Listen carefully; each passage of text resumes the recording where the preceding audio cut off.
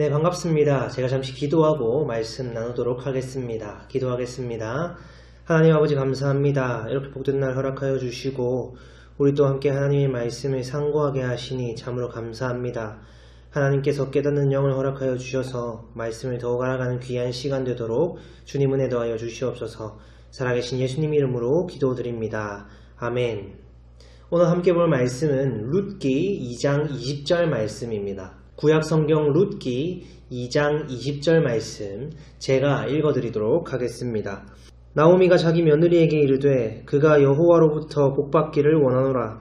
그가 살아있는 자와 죽은 자에게 은혜 베풀기를 그치지 아니하도다 하고 나오미가 또 그에게 이르되 그 사람은 우리와 가까우니 우리 기업을 물을 자 중에 하나이니라 하니라.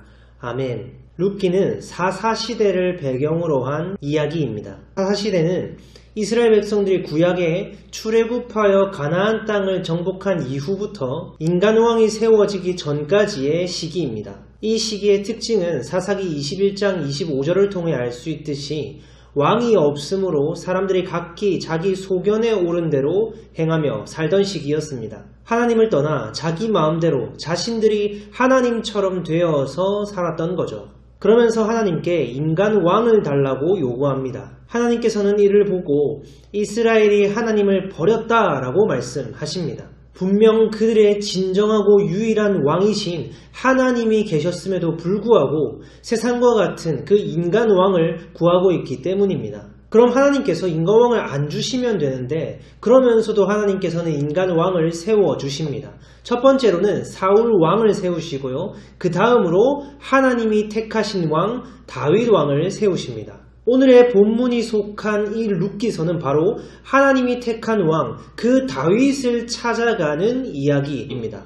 오늘 본문 직전까지의 내용을 잠시 살펴보면 베들레헴이라는 동네에 살던 한 가정이 그 동네에 흉년이 들자 모압으로 이민을 가게 됩니다. 그리고 그곳에서 두 며느리를 맞이하게 되죠. 그런데 이것이 무슨 일입니까? 그곳에서 남편과 두 아들이 모두 죽게 됩니다. 이러한 가운데 베들레헴이 흉년으로부터 많이 괜찮아졌다, 회복됐다라는 소식을 듣자 나오미는 고향인 베들레헴으로 돌아가려고 합니다. 그렇게 돌아가려고 하니까 이 두 며느리가 문제인 거죠. 이 두 며느리는 이스라엘 사람이 아니라 모압 사람, 이방인이었기 때문입니다. 그래서 나오미는 이 두 며느리에게 각자 집으로 친정으로 돌아가라 라고 명령합니다. 이에 한 며느리는 곧장 돌아가죠. 그런데 다른 한 며느리, 룻이라는 며느리는 시어머니를 따라 베들레헴으로 가겠다라고 이야기합니다. 어머니의 하나님이 나의 하나님이 될 것이라 라고 고백하면서 말이죠. 그렇게 시어머니 나오미와 며느리 룻은 함께 베들레헴으로 돌아오게 됩니다. 룻은 이제 시어머니 나오미를 복양하기 위해 누군가의 밭에 타작마당에 가서 이삭 줍는 일을 하였습니다. 그런데 그곳이 알고 보니 엘리멜렉 자기 시아버지의 친족인 보아스의 밭이었습니다.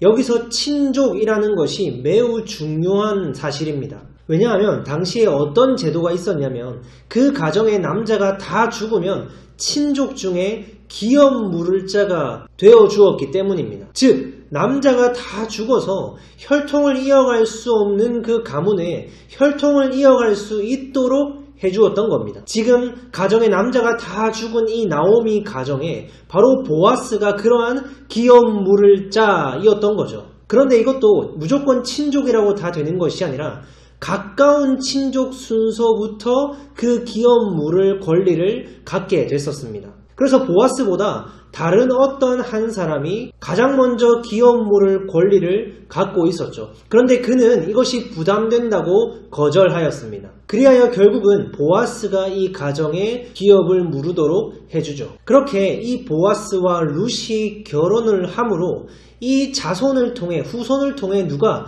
다윗 왕이 태어나게 됩니다. 이 속에는 매우 중요한 의미가 있습니다. 왜냐하면 결국 이 혈통, 이 계보를 통해 다윗의 후손을 통해 누가 예수 그리스도께서 오시기 때문입니다. 우리는 이제 이것을 통해 알 수 있는 것은 룻기 이 시대가 어떤 시대라고 했습니까? 사사시대. 하나님을 인정하지 않고 자기 소견대로 옳은 대로 내가 하나님처럼 되어 악을 행하며 살던 그 시대, 그러한 시대 속에서도 하나님께서는 자신의 뜻하시고 계획하신 것을 어떻게든 이루어 내고야 마신다라는 겁니다. 그런 것들에 방해받지 않으시고 자신의 뜻과 계획을 성취해내고야 마시는 거예요. 우리가 살아가는 오늘 이 시대도 사사시대와 매우 흡사해 보입니다. 모두가 각기 자기 소견에 옳은 대로 살아가는 거예요. 하나님의 말씀마저도 내 판단 기준으로 판단하며 살아가는 거예요. 이 말씀을 놓고도 내 상황과 나의 입맛에 맞게 해석하고 적용하는 겁니다.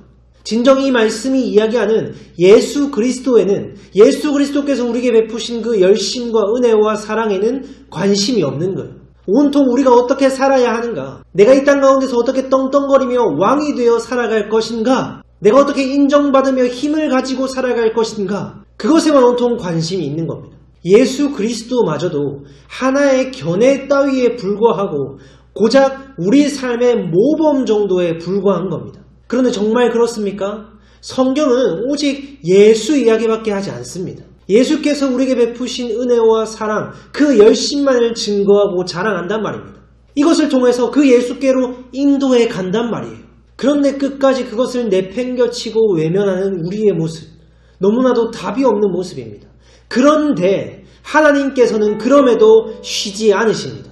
이런 가운데서도 우리의 완악함에 방해받지 않으시고 자신의 뜻을 이루어내고야 마시는 거예요. 다윗을 찾아내시고 마침내 그의 후손으로 예수 그리스도를 보내셔서 자기 백성을 구원하셨듯이 이런 우리도 하나님의 열심으로 예수 그리스도의 은혜로 말미암아 찾아내시고 구원해내고야 마시는 겁니다. 오늘의 하루의 삶을 통해서도 우리는 끝까지 그렇게 예수를 쳐다보지 않고 이 땅의 것들을 쳐다보며 살아가는, 각기 자기 소견에 옳은 대로 살아가는 노답 인생이라는 사실을 깨닫길 바랍니다. 그리고 비로소 그런 우리를 구원해내시고 생명을 주어 누리게 하시는 그 예수 그리스도의 은혜와 사랑을 발견하고 경험하며 체휼하여 깨달아 누리는 우리의 삶이 되기를 간절히 바라고 소망합니다. 기도하겠습니다. 하나님 아버지, 우리는 끝까지 자기 소견에 옳은 대로 살아가는 것이 우리입니다. 끝까지 예수를 바라보는 것이 아니라 이 땅의 것들을 바라보는 것이 우리입니다. 예수가 아니라 이 땅의 것들이 우리에게 생명을 줄 것 같고 위로와 만족을 줄 것 같으며 그것이 더욱 커 보이고 중요해 보이는 것이 우리입니다. 이토록 어리석고 연약한 우리임에도 불구하고 하나님의 말씀 앞으로 우리를 인도하여 주시니 참으로 감사합니다. 주여, 이 완악한 시대 가운데서도 마침내 하나님께서 택하신 그 왕 다윗 왕을 찾아내시고 그를 통하여 백성들을 돌보셨듯이, 그리고 마침내 그를 통하여 그의 후손으로 예수 그리스도를 보내셔서 하나님 당신의 백성들을 구원하시고 영생을 주어 누리게 하셨듯이 하나님 참으로 완악하고 어리석고 연약한 그 삶을 살아가는 우리의 삶도 긍휼히 여겨주셔서 이런 우리를 구원하시고 영생을 주어 누리게 하시는 진정한 위로와 만족과 기쁨을 누리게 하시는 그 예수 그리스도의 열심과 은혜와 사랑을 우리의 매일의 삶 가운데 체휼하며 경험하며 깨달아 누릴 수 있도록 주여 붙드시고 인도하여 주시옵소서. 살아계신 우리의 구원자 되신 우리 주 예수 그리스도의 이름으로 기도드립니다. 아멘.